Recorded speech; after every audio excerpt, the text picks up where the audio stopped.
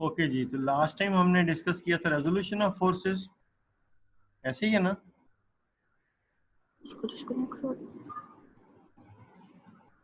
Okay, तो हमारा next topic है determination of a force from its perpendicular components. जो हमारा लास्ट टॉपिक था उसमें हमें फोर्स गिवन होती है and we have to find its perpendicular components. But in today's topic, perpendicular components are given and we have to find the magnitude of the resultant force as well as direction of the resultant force. So we are given two perpendicular components, mutually perpendicular components of a force. We have to find the magnitude as well as the direction of the resultant force. तो ये next page पे अगर आप देखें, ये हमारा topic है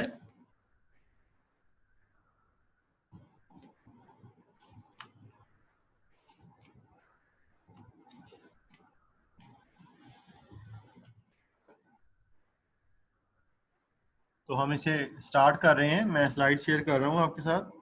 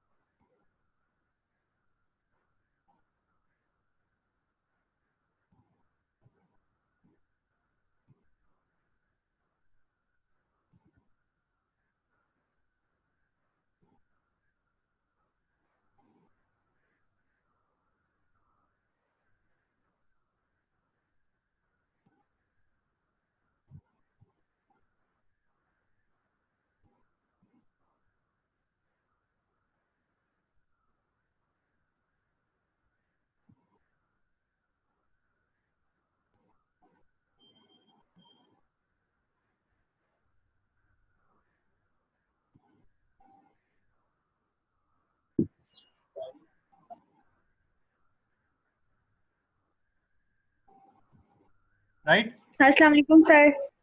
वालेकुम सलाम। तो हम स्टार्ट कर रहे हैं। हमारा जो आज का टॉपिक है इसके ऊपर पकौड़ा डाला।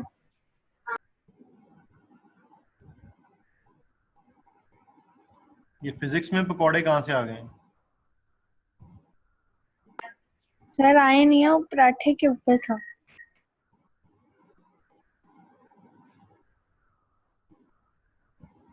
नाश्ते में पराठे के साथ पकोड़े खा रहे हैं?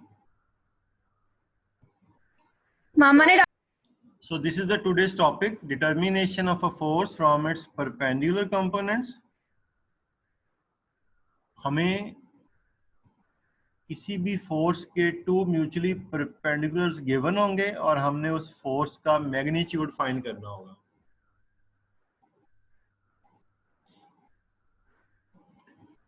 और फिर साथ हम इसके कोई न्यूमेरिकल प्रॉब्लम भी करेंगे जो टाइम बचेगा। आज हम थोड़ा सा हो भी लेट गए हैं। ओके,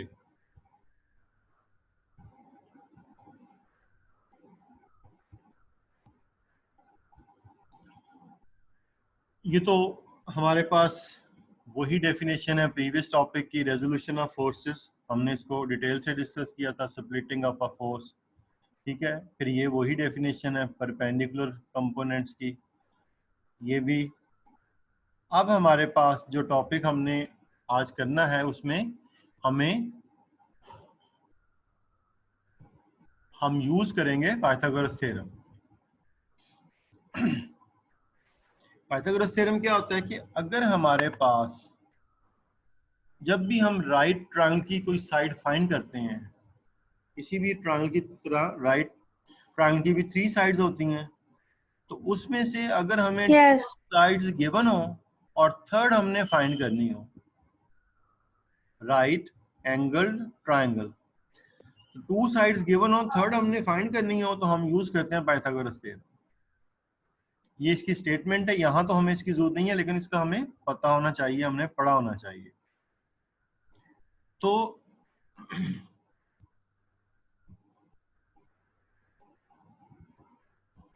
इसमें राइट ट्रायंगल के बारे में पाइथागोरस ने ये बताया था कि हाइपोटेन्यूज का स्क्वायर इक्वल होता है perpendicular square plus base square.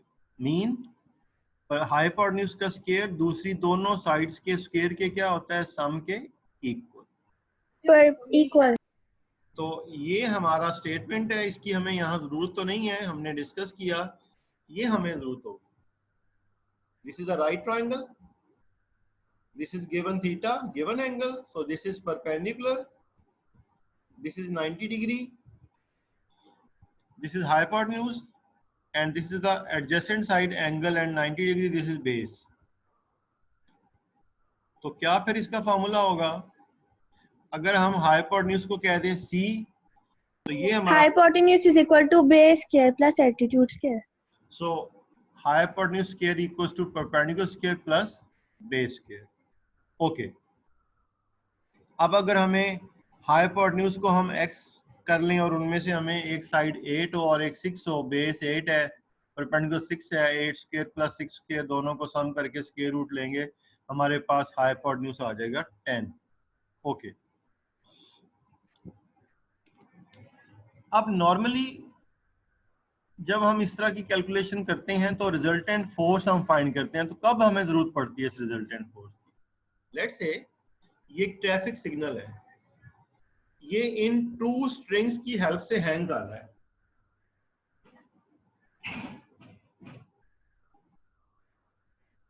अब हमने तो न्यूटन थर्ड लॉ में पढ़ा था कि एक्शन और रिएक्शन का जो डायरेक्शन है वो अपोजिट होना चाहिए। अगर इसका वेट वर्टिकली डाउनवर्ड एक्ट कर रहा है यहाँ इस तरफ, तो हमें एक फोर्स लगानी पड़ेगी वर्टिकली अबव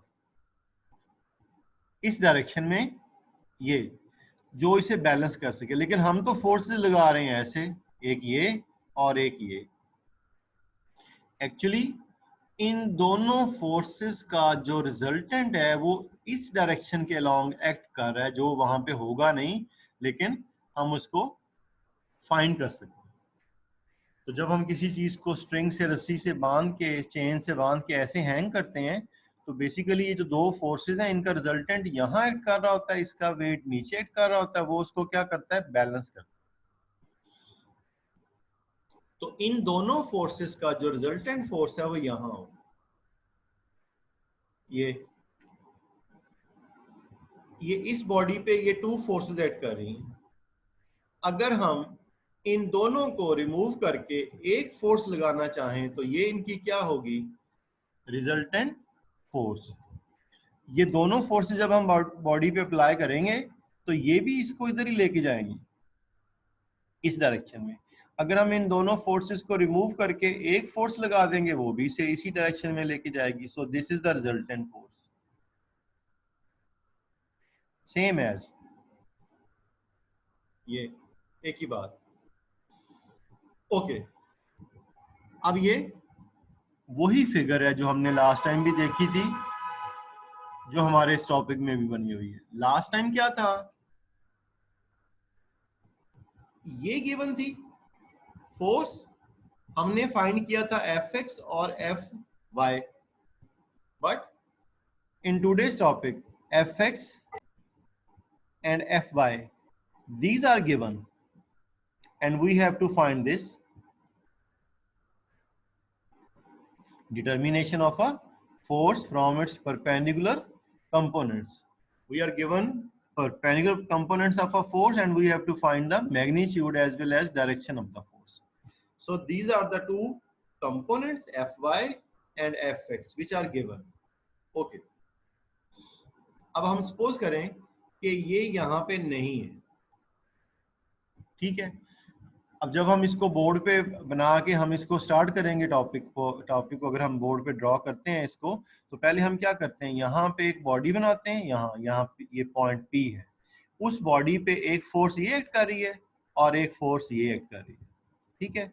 तो उसको फिर हमने दोनों फोर्सेस को रिमूव करके एक फोर्स फाइंड करनी है और उसका मैग्नीट्यूड फाइंड करना है।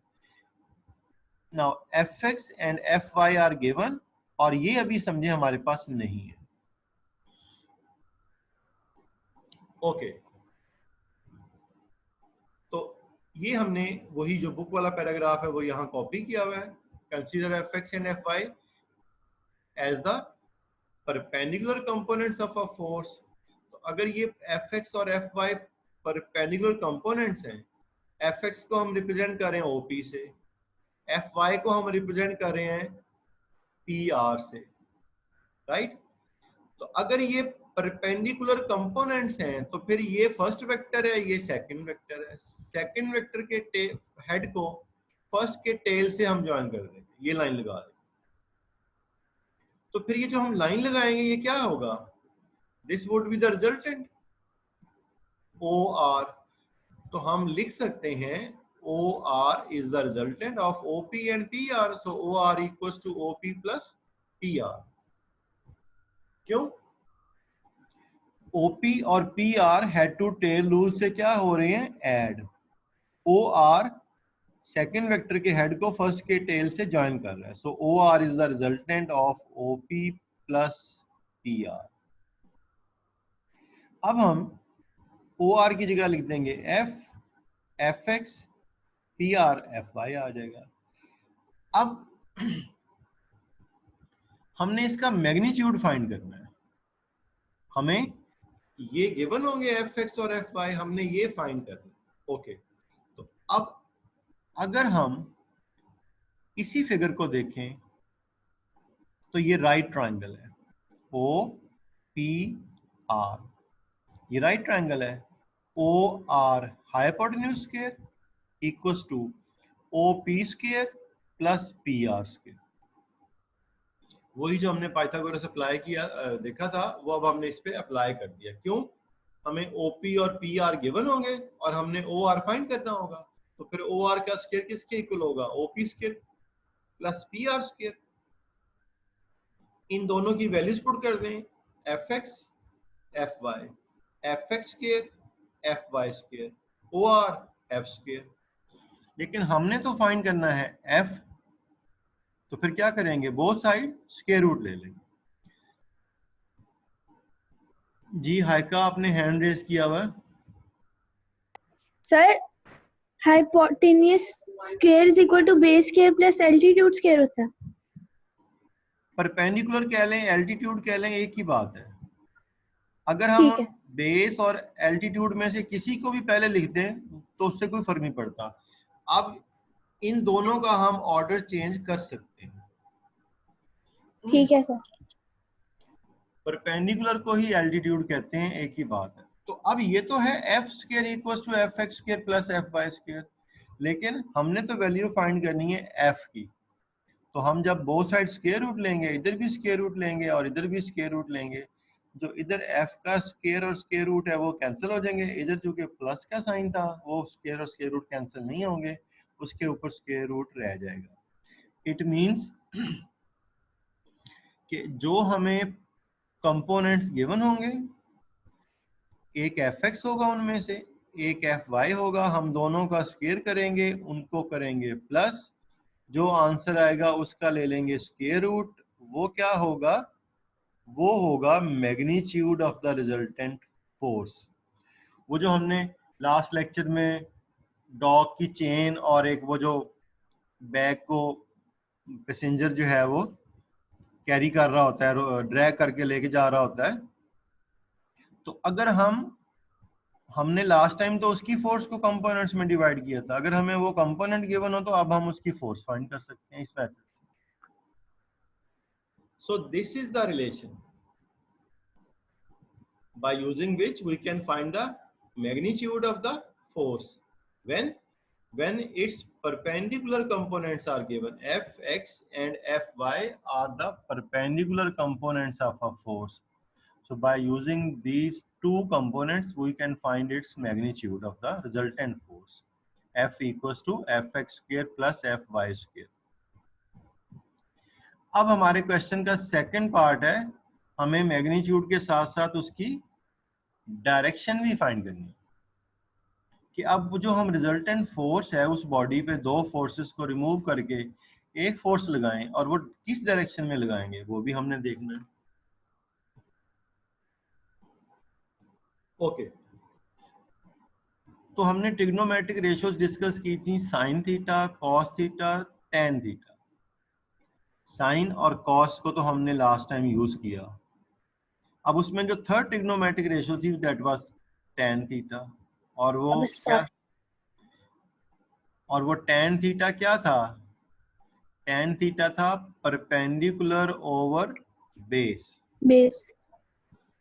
अब हम यहां लिखेंगे टेन, ये परपेंडिकुलर, ये देखें पी आर, ये P R perpendicular and O P base. So tan theta is equal to perpendicular over base. Book में जब आप पेज टर्न करेंगे, नेक्स्ट पेज 80, पेज 90 पे लिखा हुआ है, ये पेज 90 बुक, ये हमने उसी को यहां कॉपी किया। तो पी आर होता है एफ वाई और ओ पी होता है एफ एक्स। तो टेन थीटा हमारे पास आ गया F Y over F X. तो अब यहां से हमने फाइंड करना है थीटा एंगल, इस एंगल की वैल्यू। तो इस टेन को हमने यहां से करना है रिमूव। जब हम इसे यहां से रिमूव करेंगे तो ये उधर जाके हो जाएगा टेन इनवर्स। जिस तरह हम इधर से वैल्यू को जब उधर शिफ्ट करते हैं तो वो डिनोमिनेटर में चली जाती है, तो उसकी पावर -1 हो जाती है। तो आप फिलहाल इसको उसी तरह याद रखें, लेकिन इसका पर्पस वो नहीं है। तो टेन इनवर्स हम कैलकुलेटर से ले सकते हैं। वैसे तो अगर हम टेन प्रेस करेंगे तो वो टेन की फंक्शन जो है वो काम करेगी, वो की। तो जब हम शिफ्ट प्रेस करके टेन वाली की को प्रेस करेंगे तो वो जो कल एक बच्चे ने पूछा भी था कि जी वो -1 लिखा हुआ है, तो वो यही होता है कि जब हम उसको टेन वाली की से पहले शिफ्ट प्रेस कर देंगे, फिर टेन को प्रेस करेंगे, तो टेन वाली की कौन सा फंक्शन परफॉर्म करेगी, जो उसके ऊपर लिखा हुआ है वो नहीं, जो बल्कि जो साइड पे लिखा हुआ है। तो सर इसमें खाली टेन नहीं लिखना? नहीं, ये टेन इनवर्स लिखना है, इसे हम बोलते हैं टेन इनवर्स, क्योंकि ये टेन इधर जब आएगा, ये हम 10th में पढ़ेंगे कि ये इनवर्स फंक्शन होता है, इसमें कैसे ये काम करता है। तो अब हमारे पास ये जो फार्मूला है, ये 4.6, ये हमें क्या देगा, थीटा। क्यों? जब हम यहाँ एफ वाई एफ एक्स, अभी हम एक एग्जांपल करेंगे उसमें ये वैल्यू पुट करेंगे। तो जब हम यहाँ एफ वाई की वैल्यू लेट से 5 है, एफ एक्स की 6 है, तो जब हम 5/6 पुट करके डेसिमल में आंसर आएगा, कैलकुलेटर से हम उसका इनवर्स लेंगे, टेन इनवर्स लेंगे, तो वो हमें थीटा बता देगा 20 डिग्री 40 डिग्री, तो उस एंगल की कोई वैल्यू आ जाएगी। तो अगर वो हमसे शॉर्ट क्वेश्चन में पूछता है कि write down the formula to find the magnitude and direction of resultant force, this is the formula, this is the formula to find the magnitude of resultant force from its components, and this is the formula to find the direction of resultant force. अब इसको हम use कैसे करेंगे, ये देखिए। Let's say हमारे पास एक component 30 Newton है, एक 40 न्यूटन है।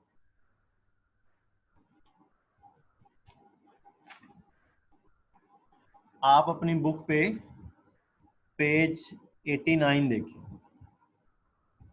वहां एक मिनी एक्सरसाइज बनी हुई है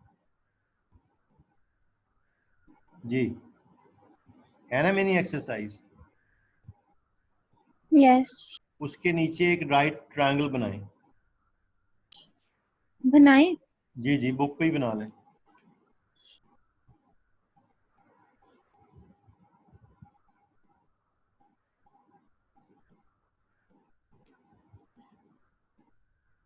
अब उसने हमें कहा है कि परपेंडिकुलर कितना है 3 और बेस कितना है 4। तो जो राइट ट्रायंगल आपने बनाई है उसका बेस ले लें 4, परपेंडिकुलर ले लें 3, और हमने मिनी एक्सरसाइज में उसने हमें क्या कहा है, क्या फाइंड करना है, हाइपोटेन्यूज। लेंथ ऑफ तो हाइपोटेन्यूज की जगह लिख दें x।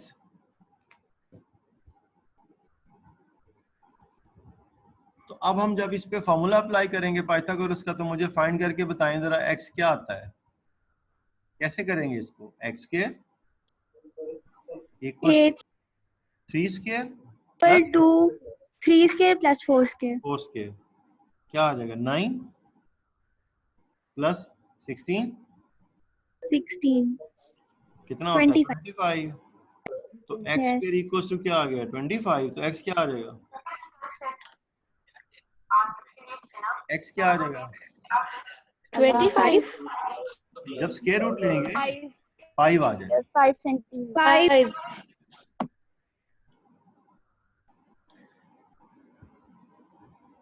अच्छा, अब साइन थीटा फाइंड करना है। साइन थीटा क्या होता है, परपेंडिकुलर ओवर हाइपोटेन्यूज। तो हमारा परपेंडिकुलर क्या है 3, hypotenuse 5।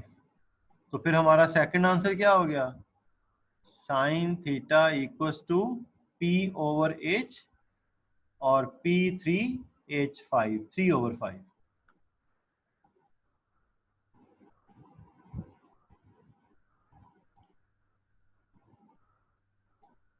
cos, what is cos theta, base over hypotenuse,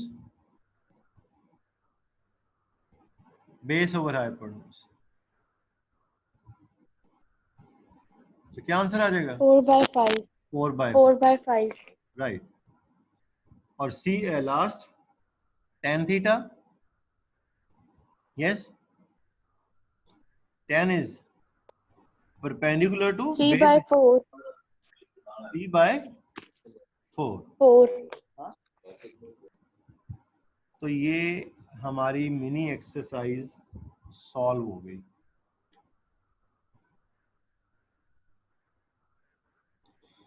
अब इस सर एग्जांपल उसमें जब 25 का स्क्वायर रूट लिया था तो 5 आया था, तो फिर एच स्क्वायर का स्क्वायर भी कैंसिल होगा, उसका भी स्क्वायर रूट लेना था। इसका सर x वो जो मिनी एक्सरसाइज में हाइपोटेनियस फाइंड किया था x उसका। हमने उसको x जी कह दिया। हाँ, तो उसका जब स्क्वायर और जी। स्क्वायर रूट लेंगे तो वो उसका स्क्वायर कैंसिल हो जाएगा ना, तो x की वैल्यू आ जाएगी 5, हाइपोटेन्यूज 5 आ तो जाएगी। सर एच की वैल्यू आएगी, एच स्क्वायर तो नहीं रहेगा ना वो फिर। जाहिर है वो तो स्क्वायर तो कैंसिल हो गया ना स्क्वायर रूट लेने से। ठीक है सर। जी, उसे आप एच कह दें या x कह दें, एक ही बात।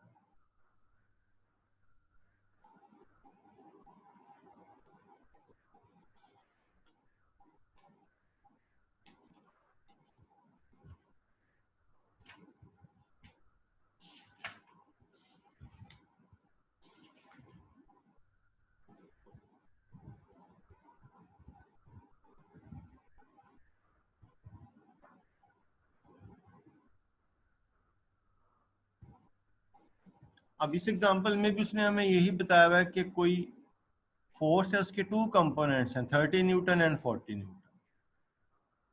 तो हमने उस फोर्स का मैग्नीट्यूड फाइंड करना। तो एक कंपोनेंट का स्क्वायर प्लस सेकंड कंपोनेंट का स्क्वायर, 30 स्क्वायर 900, 40 स्क्वायर 600, दोनों को प्लस करेंगे 2500, स्क्वायर रूट लेंगे 50। तो ये मैग्नीट्यूड आ जाएगा और ये डायरेक्शन आ जाएगा, डायरेक्शन थीटा। चलें इसको हम इसका फिर न्यूमेरिकल करेंगे नेक्स्ट टाइम, तो इसमें फिर ये क्लियर हो जाएगा। जी कोई क्वेश्चन हो तो मुझे बताएं।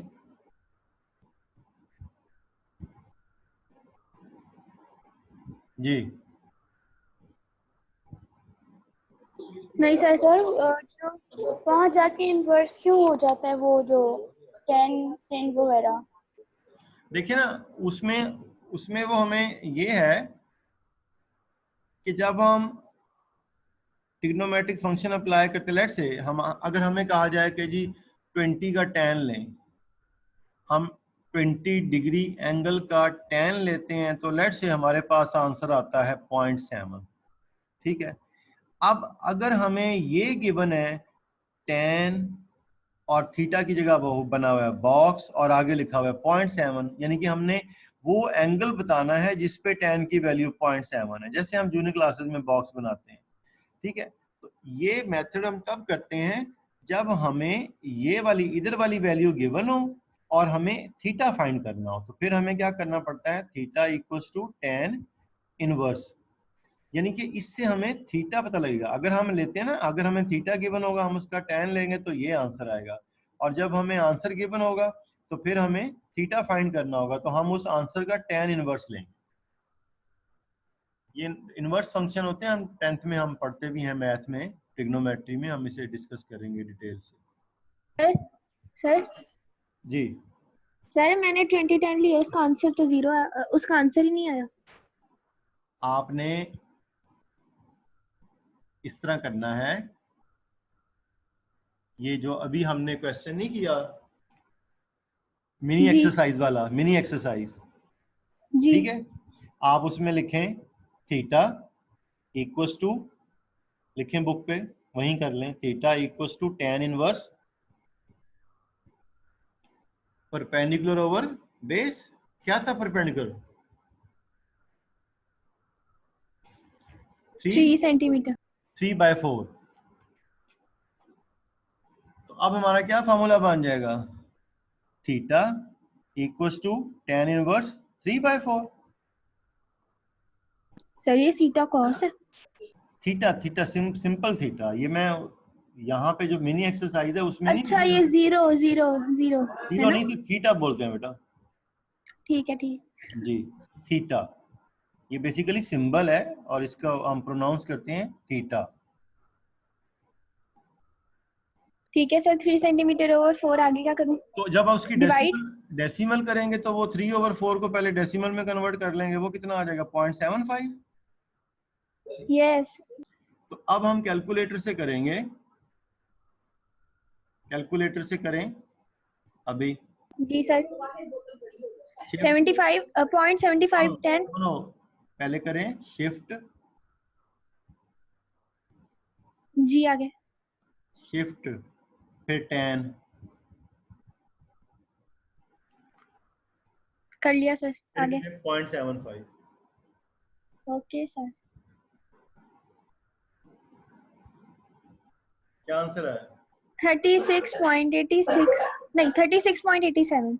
इट मींस कि ये जो 36। इन दोनों, वो जो हमने 5 न्यूटन फोर्स फाइंड की थी ना, 5 जो हमारा रिजल्टेंट आया था, ये उसकी डायरेक्शन है, एंगल विद एक्स एक्सिस।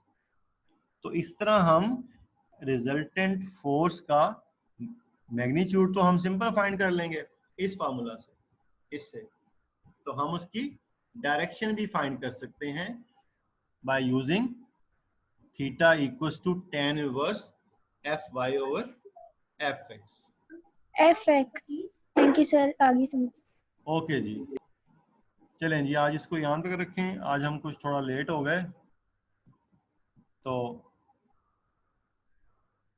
फिर हम इसको नेक्स्ट टाइम, जो हमारा नेक्स्ट टॉपिक है टॉर्क मोमेंट ऑफ फोर्स, वहाँ से हम इसे कंटिन्यू करेंगे। कल तो हमारी मैथ की क्लास है। ओके जी, yes. Okay sir, thank you.